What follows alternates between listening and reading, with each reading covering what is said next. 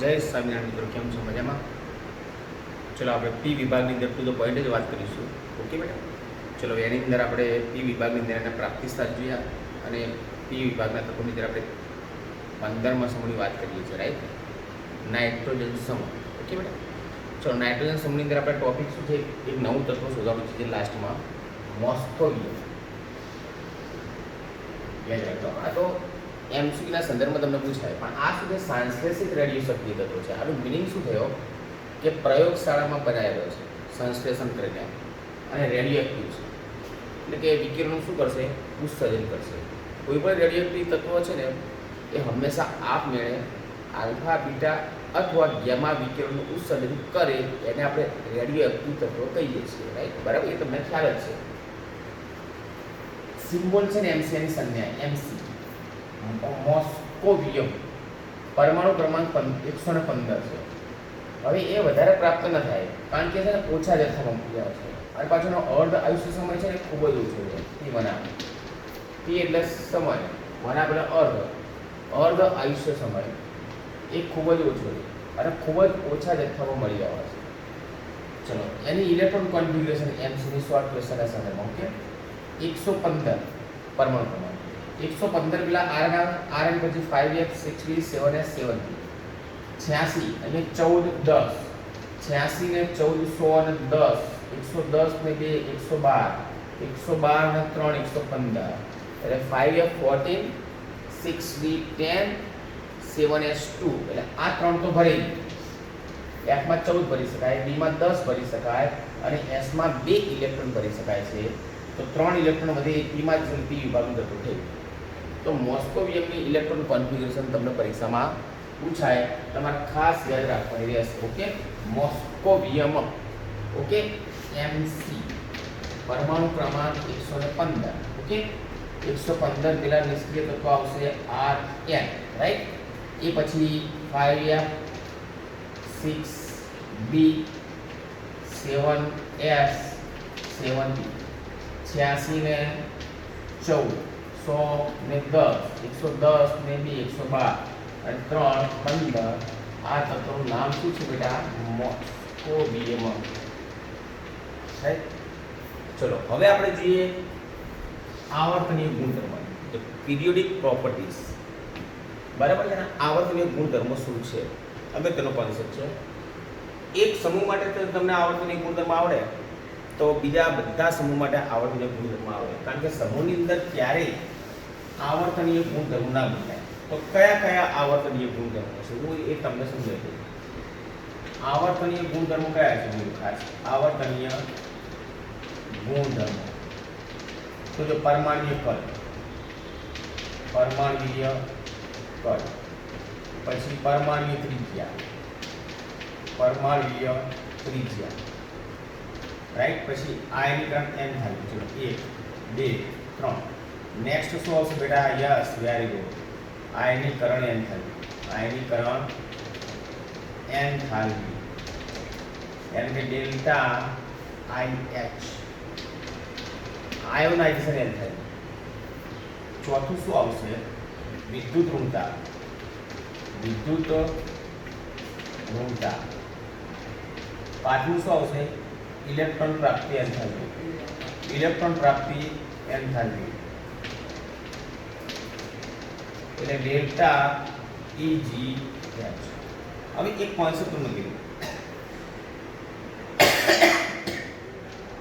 આયનીકરણ enthalpy, પછી electron પ્રાપ્તિ enthalpy, ionisation enthalpy, electron gain enthalpy અને વિદ્યુત ઋણતા, વિદ્યુત ઋણતા.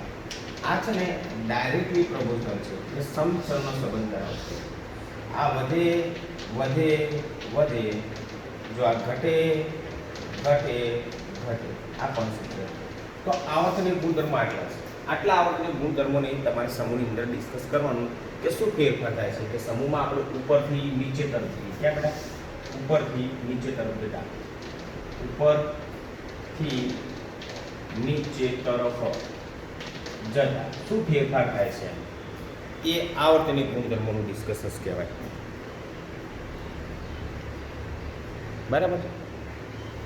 તો જોઈ લઈએ. ચલો કેટલા કોન્સેપ્ટ આવ્યા સમૂહમાં ઉપરથી નીચે તરફ જતા. ઓકે, ચલો સમૂહમાં ઉપરથી નીચે તમે જાઓ એટલે પરમાણુ ક્રમાંક તમે જો આનો 7 છે. 7 ને 15, 15 ને 18, 31, 31 ને 18, 53, 53 ને 32, 85 આ રીતે બરાબર. ઓકે, તો સમૂહમાં ઉપરથી નીચે તરફ તમે જતા તમે જો કે પરમાણુ ક્રમાંક વધે. પરમાણુ ક્રમાંક જે દેખાય છે 7, 15, 31, 53, 85 રાઈટ. પરમાણુ ક્રમાંક વધે સાથે સાથે તમે જો કે બાહ્ય કક્ષાનો મુખ્ય ક્વોન્ટમ અહીંયા મુખ્ય ક્વોન્ટમ 2 છે. આજે બેટા 2, 3, 4, 5, 6 જે આપેલું છે ને મુખ્ય ક્વોન્ટમ કે કક્ષા છે. ઓકે, તો કક્ષા વધે છે. કક્ષા શું થાય છે વધે એટલે મુખ્ય ક્વોન્ટમ વધે. સાથે સાથે મુખ્ય ક્વોન્ટમ n, મુખ્ય ક્વોન્ટમ અંક n વધે. હવે મુખ્ય ક્વોન્ટમ અંક n વધે એટલે કક્ષા વધ્યા. ઓકે, કક્ષા વધે. જો કક્ષા વધે તો કેન્દ્ર અને કક્ષા વચ્ચેનું અંતર વધે એટલે એ કોન્સેપ્ટ તમારે આ રીતે જોઈ લો ખાસ. કેવું સમજાયું? ધ્યાનથી જરા જોઈ બેટા, બહુ ઈઝી કોન્સેપ્ટ. ચલો આપણી પાસે પરમાણુનું સ્ટ્રક્ચર બતાવું. ચલો આ કેન્દ્ર ધનભાઈ બરાબર.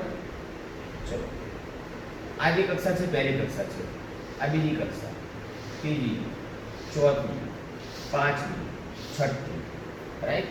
પહેલી કક્ષામાં 1s, પછી 2s અને 2p, પછી 3s, 3p, પછી 3d, 4s, 4p, 4d, 4a, પછી 5s, 5p, 5d, 5f, 6s, 6p આ રીતે છે બરાબર કોન્સેપ્ટ. તો આ પહેલી કક્ષા છે. આ બીજી, આ ત્રીજી, ચોથી, પાંચમી, છઠ્ઠી. તો તમે જો કક્ષાનો ક્રમાંક વધતો જ જાય છે બરાબર. તો કક્ષા ક્રમાંક વધે, કક્ષા વધી ગઈ પહેલી, બીજી, ત્રીજી, ચોથી, પાંચમી, છઠ્ઠી કક્ષા વધે છે ને. તો કક્ષા વધે એટલે કેન્દ્રથી ઇલેક્ટ્રોન અંતર વધી ગયું. કેન્દ્રથી ઇલેક્ટ્રોન અંતર શું થાય વધે. કક્ષા વધે કદ વધી ગયું, પરમાણુ કદ વધે રાઈટ. તમે જો એકદમ ઈઝી છે બેટા. તમે જો આ કક્ષા વધતી જાય એટલે પરમાણુ કદમાં મોટો થાય એટલે પરમાણુ કદ વધે. પરમાણુ કદ વધે, પરમાણુય કદ વધે. પરમાણુ કદ વધે તો પરમાણુ ત્રિજ્યા પણ વધે. જો આ પહેલી પરમાણુ ત્રિજ્યા, આ બીજી ને ત્રીજી ને ચોથી પરમાણુ ત્રિજ્યા વધે. પરમાણુ ત્રિજ્યા વધે, પરમાણુ ત્રિજ્યા વધે. હવે શું છે જો જે પરમાણુ ત્રિજ્યા વધે એટલે આ કેન્દ્ર છે, કેન્દ્ર ધનભાગ છે. કેન્દ્રથી ઇલેક્ટ્રોન દૂર જાય, કેન્દ્રથી ઇલેક્ટ્રોન દૂર જાય એટલે કેન્દ્રનું ઇલેક્ટ્રોન પ્રત્યેનું આકર્ષણ ઘટે. એટલે કેન્દ્ર ઇલેક્ટ્રોન આકર્ષણ ઘટે. કેન્દ્ર ઇલેક્ટ્રોન આકર્ષણ ઘટે. હવે આકર્ષણ એટલે વિદ્યુતતા. આકર્ષણ એટલે કેન્દ્રનું ઇલેક્ટ્રોન પ્રત્યેનું આકર્ષણ. ઇલેક્ટ્રોન આકર્ષવાની ક્ષમતા આપણે વિદ્યુત ઋણતા કહીએ છીએ. યાદ રાખજો. ઓકે, એટલે વિદ્યુત ઋણતા ઘટે. વિદ્યુત ઋણતા શું થાય? ઘટે. હવે ઇલેક્ટ્રોન દૂર જાય છે. ઇલેક્ટ્રોન કેવું દૂર જાય? આકર્ષણ ઘટી ગયું તો ઇલેક્ટ્રોન દૂર કરવા માટે તમારે ઊર્જા ઓછી આપવી પડે. નજીકનો ઇલેક્ટ્રોન દૂર કરવો હોય ને તો નજીકનો ઇલેક્ટ્રોન પરથી કેન્દ્રનું આકર્ષણ વધુ હોય છે. એટલે આ આકર્ષણ તોડવું હોય તો ઊર્જા વધારે આપવી પડે છે. પણ દૂર ઇલેક્ટ્રોન હોય તો ઇઝીલી દૂર થઈ જાય છે. તમારે એને દૂર કરવા માટે ઊર્જા કેવી આપવી પડે છે? ઓછી આપવી પડે છે. એટલે મતલબ આયનીકરણ એન્થાલ્પી ઘટે. અને આમે વિદ્યુતતા ઘટે તો આયનીકરણ એન્થાલ્પી ઘટે, ડેલ્ટા H ઘટે. અને ડેલ્ટા H ઘટે એટલે ડેલ્ટા Eg ઘટે ને. એ તો મેં તમને ખાસ વાત કરી ને કે આ ત્રણનો સંબંધ કેવો છે? સમચલન છે. તો કેટલું સુપર રીતે તમે જો પોઈન્ટને મૂક્યા છે, ઇઝીલી તમને ખબર પડી જાય કે આ આવર્તન એક ગુણધર્મ છે. તો સમૂહમાં ઉપરથી નીચે તરફ જતા પરમાણુ ક્રમાંક વધે છે. સાથે સાથે બાહ્ય કક્ષાનો મુખ્ય ક્વોન્ટમ કેમ વધે એટલે કક્ષા વધે. કક્ષા એટલે કદ વધ્યું, પરમાણુ ત્રિજ્યા પણ વધી. કેન્દ્ર ઇલેક્ટ્રોન પ્રત્યેનું આકર્ષણ ઘટી ગયું. ઇલેક્ટ્રોન દૂર જાય છે. દૂર જાય તો કેન્દ્રનું આકર્ષણ ઘટી જાય. આકર્ષણ એટલે કોણ? વિદ્યુતતા. વિદ્યુતતા ઘટે તો વિદ્યુતતા ઘટે તો ડેલ્ટા H પણ ઘટે ને ડેલ્ટા Eg પણ ઘટે. કારણ કે ત્રણે સમચલનો સંબંધ છે. જોઈ લો વ્યવસ્થિત બેટા, હાલ તૈયાર કરી લો.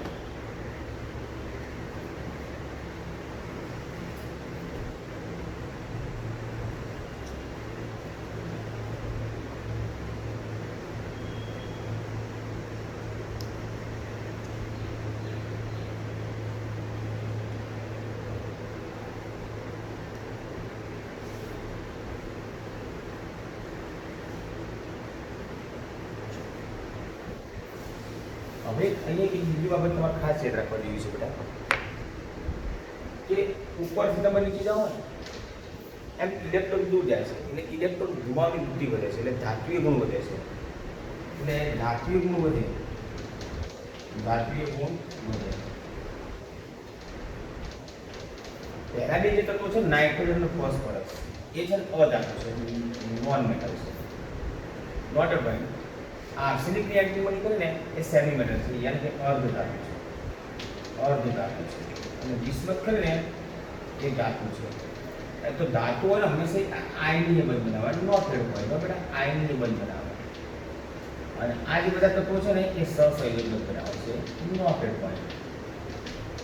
યાદ રાખો કે નાઇટ્રોજન અને ફોસ્ફરસ છે એ અધાતુ છે, આર્સેનિક અને એન્ટીમની છે એ અર્ધ ધાતુ છે. પહેલા બી તત્વો અધાતુ, બીજા બી તત્વો ધાતુ, અર્ધ ધાતુ અને છેલ્લું તત્વ ધાતુ. એટલે ઉપરથી નીચે જાઓ એમ ધાતુ ગુણ વધે છે. એટલે બિસ્મથ ધાતુ છે, એટલે ધાતુ છે એટલે હંમેશા કયો બંધ બનાવશે? આયનીય બંધ બનાવશે. અને બાકીના અંદર કેવું બંધ બનાવશે? સહસંયોજક બંધ બનાવશે. રાઈટ? આ કોન્સેપ્ટ પણ તમારા માટે ખૂબ જ અગત્યનો છે. ચલો હવે એક કોન્સેપ્ટ આ છે કે હંમેશા એક વસ્તુ યાદ રાખવાની કે સમૂહ હોય, સમૂહ બેટા એમાં પહેલું તત્વ કયું? પહેલું તત્વ એ અન્ય તત્વો કરતાં જુદું પડે. પહેલું તત્વ સમૂહના અન્ય તત્વો કરતાં શું પડે છે? જુદું પડે છે. મતલબ શું થયો કે નાઇટ્રોજન છે બાકીના બધા તત્વો કરતાં જુદું છે. મિનિંગ્સ આવો થયો. જોઈ લો. ચલો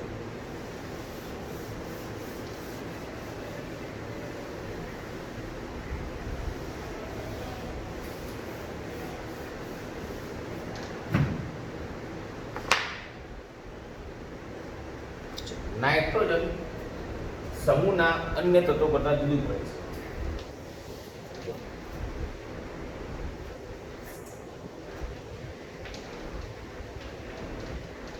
નાઇટ્રોજન સમૂહના અન્ય તત્વો કરતાં શું પડે છે? જુદું પડે છે. નાઇટ્રોજન અનિયમિત છે, સાદી ભાષામાં કેવું છે? અનિયમિત છે. હવે આવું કેમ? ચલો અહીંયા હું નાઇટ્રોજન લખું છું અને અહીંયા સમૂહના અન્ય તત્વો એટલે ES SB અને B અન્ય તત્વો. ઓકે, હવે જો નાઇટ્રોજન છે ને કેમ જુદું પડે છે? એનું કારણ શું છે? નાઇટ્રોજન જુદું પડવાનું કારણ શું? તો કે પહેલું તત્વ છે એટલે એનું કદ નાનું છે, એટલે નાનું કદ,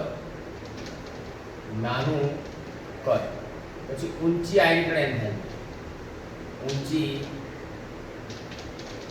આયનીકરણ એન્થાલ્પી, પછી ઊંચી વિદ્યુત ઊર્જા, ચલો, અને ડી કક્ષકનો અભાવ ને કારણે સમજો કે પહેલા તત્વનું કદ નાનું હોય, કારણ કે ઉપરથી નીચે જેમ કક્ષા વધે એમ કદ વધે. એટલે પહેલું તત્વ નાનું છે કદમાં, અને જેમ નીચે જેમ કદ શું થતું જાય છે બેટા? વધતું જાય છે. એટલે ઉપરથી નીચે જેમ કદ વધે એટલે એનું કદ નાનું છે. હવે નાનું કદ હોય તો ઇલેક્ટ્રોન દૂર કરવા માટે ઊર્જા કેટલી આપવી પડે? આપણે પુષ્કળ આપવી પડે. એટલે આયનીકરણ એન્થાલ્પી કેવી છે એની? પુષ્કળ છે. નાનું કદ હોય તો ઇલેક્ટ્રોન પ્રત્યે આકર્ષણ કેવું? વધારે, એટલે કે વિદ્યુત ઊર્જા ઊંચી. અને એમાં ક્યાં ડી કક્ષક છે? આપણે જોયું ને નાઇટ્રોજનમાં ડી કક્ષક નથી, જ્યારે બાકીના તત્વોમાં ડી કક્ષક છે. બરાબર? એ ઇલેક્ટ્રોનના પર તમને ખબર પડી જાય છે. તમે જોઈ લેજો ધ્યાનથી. નાના પાટેકરે ઐશ્વર્યાને સબમરીનમાં બેસાડી. ઓકે, આ હિલિયમ 2s2 2p3, ફોસ્ફરસની શું થઈ બેટા? Neon 3s2 3p3, argon 10 4s2 4p3, અહીંયા રેડોન ક્રિપ્ટોન ઝીનોન બરાબર 4f14 5d10 6s2 6p3. તમે જોઈ શકો છો આ પ્રકારની ઇલેક્ટ્રોન છે. એમાં તમે જો કે નાઇટ્રોજનમાં ડી કક્ષક નથી, જ્યારે બાકીના બધામાં ડી કક્ષક છે. અહીં 3d આવશે, અહીંયા 4d આવશે, અહીં 5d આવશે. એ ડી કક્ષકનો અભાવ છે. એટલે એના કારણે છે એ અલગ પડે છે બાકીના તત્વો કરતાં. નાઇટ્રોજન છે, નાઇટ્રોજન એમાં ડી કક્ષકનો અભાવ છે. એટલે નાઇટ્રોજનમાં છે ને એ અન્ય તત્વો સાથે એમાં પી પાય બંધ બનાવે. જ્યારે અન્ય તત્વો જે ખરે ને એ પી પાય બંધ ન બનાવે. ઓકે, નાઇટ્રોજનની બીજી વાત કરીએ કે નાઇટ્રોજન અને નાઇટ્રોજન જે ત્રિબંધ છે, એક S અને બે P કક્ષકનો ઉપયોગ કરીને. જ્યારે અન્ય તત્વોમાં આ ત્રિબંધ છે, જ્યારે અન્ય તત્વોમાં શું છે, PP એકલ બંધ, AS એકલ બંધ, SB એકલ, બાકીના બધા એકલ બંધ છે. બિસ્મથ વચ્ચે પણ કયો બંધ છે બેટા? એકલ બંધ છે. એટલે એક બંધ છે, એકલ બંધ છે. જુદું પડ્યું? ઓકે, નાઇટ્રોજન બીજી વાત કરીએ કે દ્વિપરમાણુ અણુ છે. દ્વિપરમાણુ અણુ છે એટલે કે N2 જો એક અણુમાં બે પરમાણુ છે, દ્વિપરમાણુ કહેવાય. જ્યારે અન્ય છે ને એ બહુપરમાણવી છે. શું છે? બહુપરમાણવીય અણુ છે, જેમ કે P4 AS4 એ રીતે. રાઈટ? નેક્સ્ટ, નાઇટ્રોજન દ્વિપરમાણુ વાયુ કહેવાય. કઈ અવસ્થા ખરી? વાયુ અવસ્થા. જ્યારે બાકીના બધા કેવા છે? ઘન. નાઇટ્રોજનમાં ડી કક્ષકનો અભાવ છે એટલે ડીપાય બંધ ન બનાવે. Note at point. જ્યારે બાકીના જે તત્વો છે ને એમાં ડી કક્ષક રહેલી છે. ડી કક્ષક તમને જોવા મળશે 5D, બરાબર છે? અહીંયા 4D આવશે, અહીંયા 3D આવશે. એટલે ક્રિપ્ટોન એટલે 4D10, 5s2, 5d3, 3D 4D 5D એ કક્ષકો છે, બરાબર? એટલે એમાં ડીપાય બંધ બનશે. ડીપાય બંધ બને. કયો બંધ બને? ડીપાય બંધ બને. જેમ કે R3P double bond, R3P double bond. પછી અન્ય છે AsP C2H5 twice, P C2H5 twice. કારણ કે આમાં 3S 3D3 તો આગળ આવશે ને, એટલે આમાં ડીપાય બંધ બનશે. તો તમે જોઈ શકો છો કે આ કેમ જુદું પડશે. અને આ 1, આ 2, આ 3 અને 4 કારણો નાખી દો કે નાઇટ્રોજનનું કદ કેવું છે? નાનું છે. પહેલું તત્વ હંમેશા સમૂહના અન્ય તત્વો કરતાં જુદું જ પડે, એના લક્ષણો જુદા જ હોય. તો રીઝન શું? નાનું કદ, પછી ઊંચી આયનિક એન્થાલ્પી, ઊંચી ગુણવત્તાની ડી કક્ષકનો અભાવ. પીપા બંધ બનાવશે, પણ આમાં પીપા બંધ ના બને. આમાં ત્રિબંધ છે એને, જ્યારે આમાં એકલ બંધ છે. આ દ્વિપરમાણુ અણુ છે, આ બહુપરમાણુ છે. આમાં ડીપાય બંધ ના બને, આમાં ડીપાય બંધ બનશે. આ વાયુ અવસ્થા છે, બાકી બધા કઈ અવસ્થા છે? ઘન અવસ્થા છે. તો આ પણ તમારા માટે બહુ અગત્યનો કોન્સેપ્ટ છે. પરીક્ષામાં બેટા 3 માર્ક્સનો પ્રશ્ન પૂછાશે. કયો પ્રશ્ન પૂછાશે? યાદ રાખજો, વ્યવસ્થિત યાદ રાખજો. નાઇટ્રોજન અનિયમિત વર્તણૂક અથવા નાઇટ્રોજન સમૂહના અન્ય તત્વો કરતાં કેવું પડે છે? જુદું પડે છે. જોઈ લો જરા બેટા.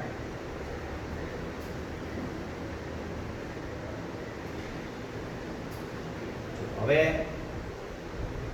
આગળ આપણે બીજાના સંયોજનો ભણીશું, પછી ઉપયોગી સંયોજનોનો પણ અભ્યાસ આપણે કરીશું. ઓકે, બનાવટો પણ આપણે ભણીશું. કોઈ પણ જગ્યાએ તકલીફ પડે તો ત્યારે મને કોલ કરજો બેટા. ઓકે, આટલે સુધી રાખો. જય સંજ્ઞાન બેટા.